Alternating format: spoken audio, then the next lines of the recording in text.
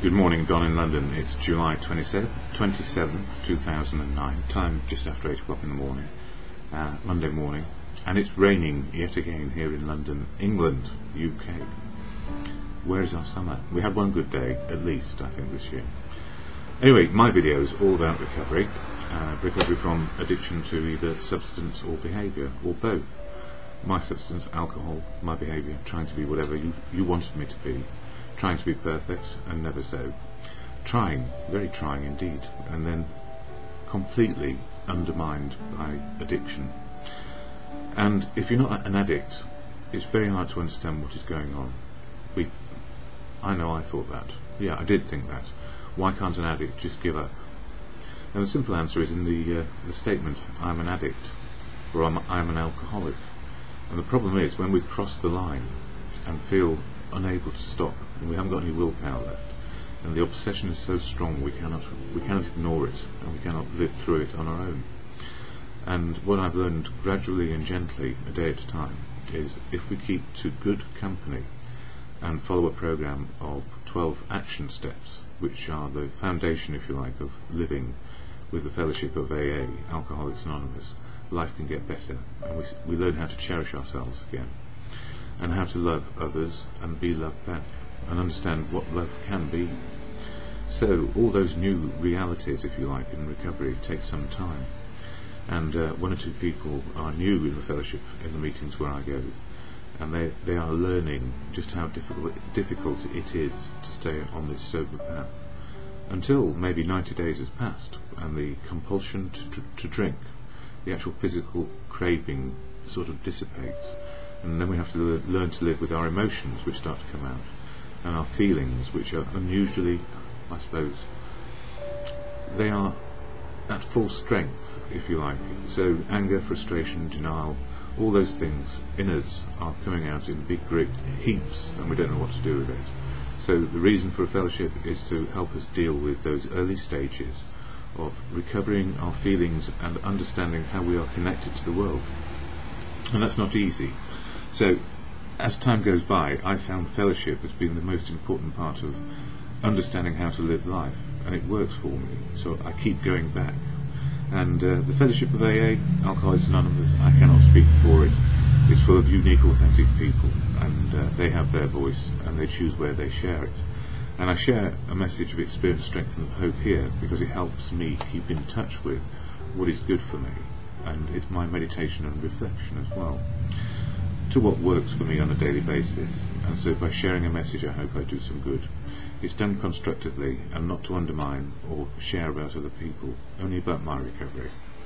But I do share everything to do with the fellowship of AA, simply because if you're going to go and find out, or you wonder why people go there, this is the main reason, and it's summed up in the AA preamble, or statement of intent, at the beginning of every meeting, and it goes like this.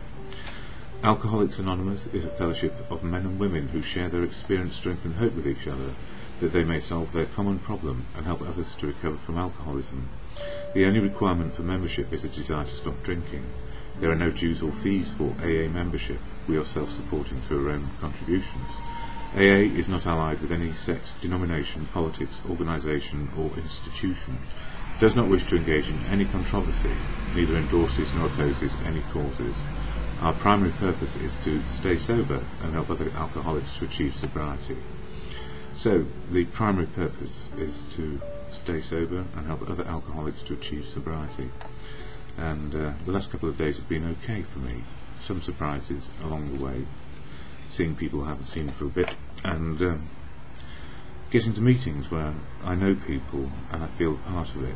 Especially last night, there's a Sunday meeting called Lest We Forget, and it's all about what it's like to be in recovery one day at a time. And it was good to hear people sharing their honesty, and it enabled me to share my honesty and what is going on for me. So how am I feeling today? Gratified that I got to those meetings. What's going on for me right now? I've done this video, I'm doing this video a bit early because I've got a repairman coming, and I share the daily reflections here. I also did something else yesterday, which was somebody talked about what it's like to be a part of ordinary life, where real earthlings live.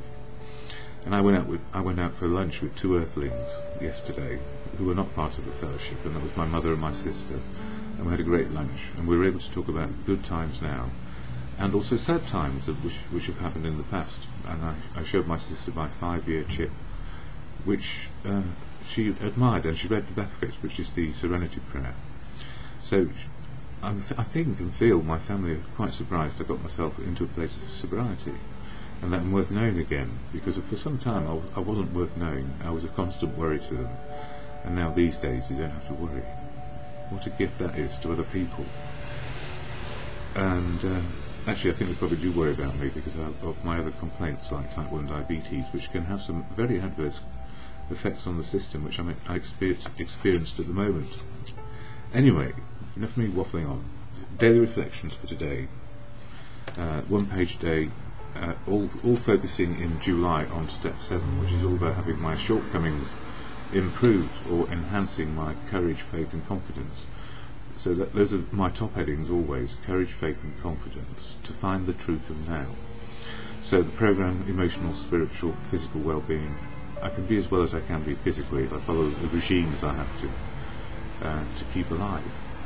And emotionally, I deal with my feelings in the day rather than let them build up into great big mountains I cannot surmount or conquer.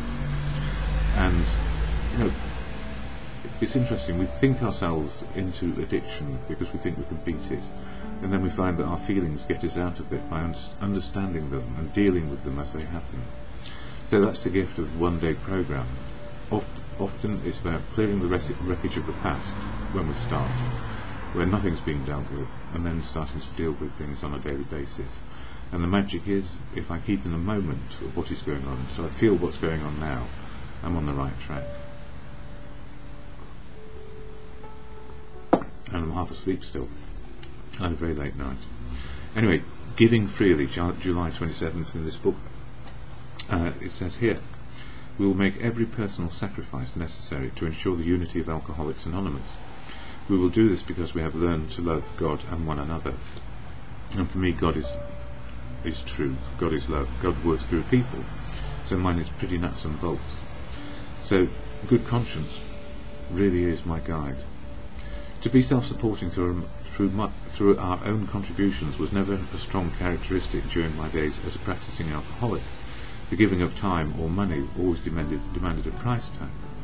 As a newcomer, I was told we have to give it away in order to keep it. As I began to adopt the principles of Alcoholics Anonymous in my life, I soon found it was a privilege to give to the fellowship as an expression of my gratitude. I felt in my heart. My love of God and of others became the motivating factor in my life, with no thought of return. I realise now that giving freely is God's way of expressing himself through me, or God or good conscience expressing myself, I guess, and sharing and being included and including others in my life. So it works that way, and it is a privilege to be a part of rather than be excluded. And in As Bill Sees It, another book which you can read as many pages as you see fit to find some sort of serenity today. And I'll just read a part of page 158 which talks about tolerance in practice. We found that the principles of tolerance and love has to be emphasised in actual practice. We can never say or insinuate to anyone that he must agree to our formula or be excommunicated. The atheist may stand up in AA meetings still denying the deity, yet reporting how vastly he has changed in attitude and outlook. Much of the experience tells us he will presently change his mind about God, but nobody tells him he must do so. And what I've learned is that there are people who have an absolute understanding of where they are with higher powers. And there's 6.5 billion people on the planet, each with a definition of God which suits them. So live with what suits you is my advice. So to God or good conscience on a daily basis, I say the Serenity Prayer as often as I need to find acceptance of now. God, grant me the serenity to accept the things I cannot change, courage to change the things I can, and the wisdom to know the difference is always in the moment and just for today.